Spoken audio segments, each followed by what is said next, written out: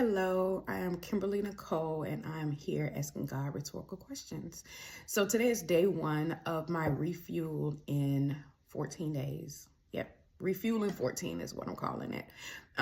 It came to me in the spirit. I woke up one morning as usual, thinking, praying, always wondering what's next. What am I going to do today? Or what's next, what's going on. And this concept of fasting came up. I'm challenging myself with something. One week I committed to running a mile a day for 7 days straight, did that. Another week I committed to no meats for 5 days, so all of my meals did not consume any meat, but I was getting my protein in, so I did that. I did 30 days of not cursing. That was interesting. I did really good. Surprisingly enough, I did really good. But ultimately, I do these types of things in order to create better habits. So if I know I can commit to it for 5 days, for 7 days, for 30 days, then it's a habit that I can acquire. So now when I find myself cursing, I'm more conscious of it. So I'm like, even though I'm not in my 30-day challenge, it is a habit that I picked up, and I picked it up because I wanted to stop cursing. Not as if I curse like a sailor, but I can definitely use better word choices. But sometimes the F-bomb needs to be dropped. Sorry. But in other times, you just could use a better word. Like, I don't know. I'm still learning. So yes, so that's where this 14 days refueled. I have an event coming up that I prayed over, and it has come to fruition. Not even in the way I thought it was going to come, but it came in a way that God intended it to come. So it literally is in 14 days. So I really just wanted to mentally prepare myself for whatever God has for me for this next stage, phase, level. So the refueled in 14 days consists of no sweets and no alcohol for 14 days. Again, not that I'm big on all of these things, but they do. I will bust down a chocolate chip cookie every now and then. And of course, I'm a tequila girl, so I will take some shots. However, I know that's not the best thing for me as far as health-wise, as far as consuming alcohol. And again, it's not like I'm doing this every day, all day, but I always like to make sure that I am able to stop doing something, because you never want to get so consumed with anything that it now takes over your life. So I always challenge myself.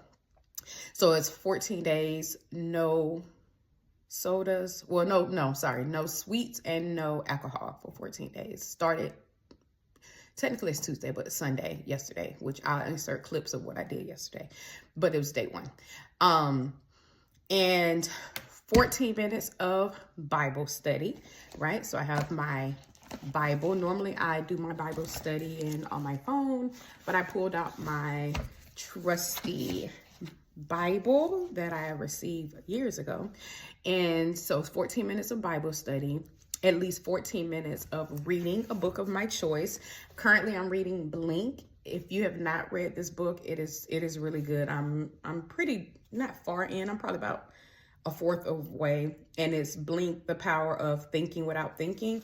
And I chose this book. I think I heard somebody say that I was reading it, but I'm not an overthinker, but I'm constantly thinking. I'm constantly thinking about ways to grow my business. I'm constantly thinking about what I'm gonna cook and prepare. I'm constantly thinking about what time I'm gonna go work out. I'm constantly thinking about, do I need to clean up? I'm constantly thinking. And sometimes it just can be overwhelming. So I picked it up trying to get an understanding of how to simplify my life as it relates to thinking. And it's really, really a very good read. And I've had a lot of moments. You know, when you have those aha moments, I had a lot of those moments. And yes, so far, good read. So yes, 14 minutes of reading, 14 minutes of Bible study, and I have to jog every day for at least 14 minutes. So I have already challenged myself with running and jogging because I want to do better at jogging and running. It's always been something I want to do. And it's so crazy that now I'm 44. I'm probably in the best shape of my life, believe it or not. I have better endurance. I have better strength. and I can now jog. And that was a time where the girl used to get winded, but it was a lot of health things, not a lot, but it was a lot of things, and just being consistent and in what you do and how you do it as relates to working out. But so yes, I committed to that. And typically my jogs are about 15 minutes. I can do a mile.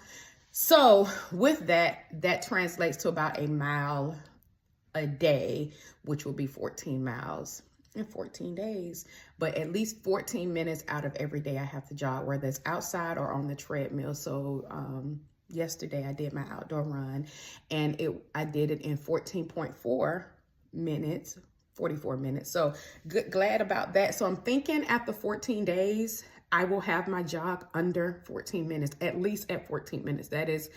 That wasn't the goal, but I feel like as you continuously do stuff, you're building up your endurance anyway. Especially my outside run, because the outside runs are different than when I do it on the treadmill. I can do the treadmill in 14 minutes, I'm sure. If I want to say I've done it before, but I can definitely do the treadmill, jog on the treadmill in 14 minutes and do a mile. But when I'm outside, they have these things called hills in Georgia. And baby, the hills are not to be played with.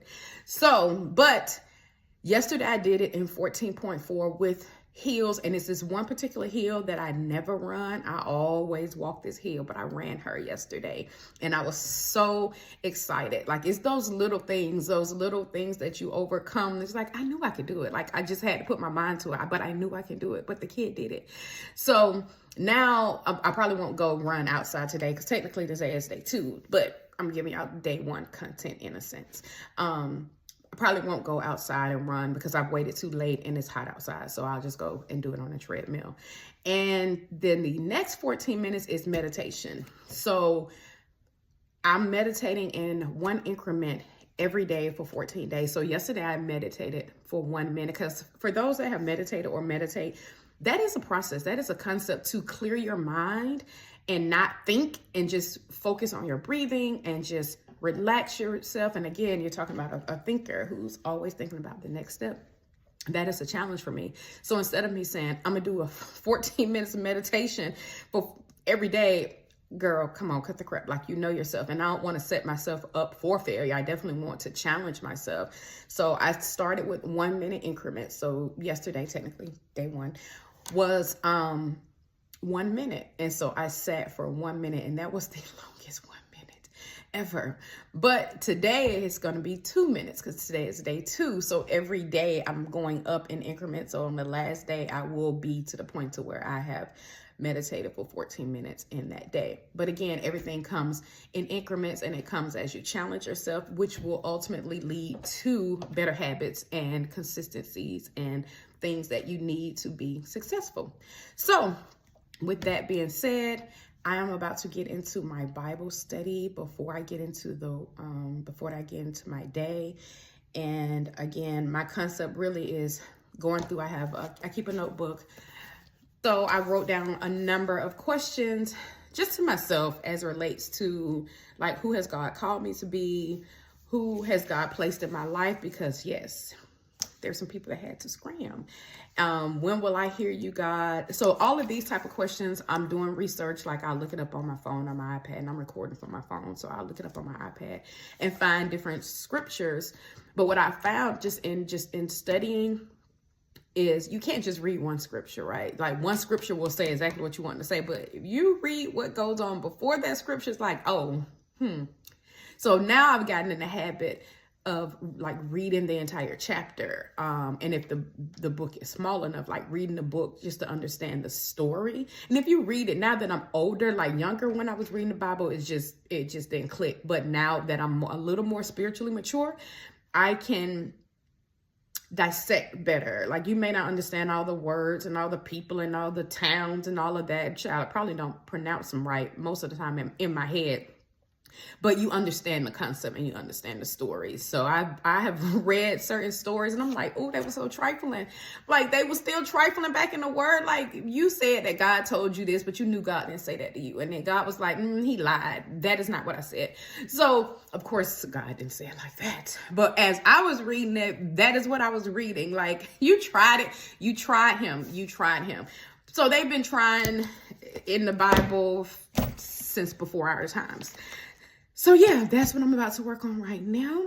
Again, today's technically I'm recording day 1, but I'm recording day 2, but I'm giving you content from day 1. So we'll tap into day 2 and I'll let you all know how everything went. Until then, bye.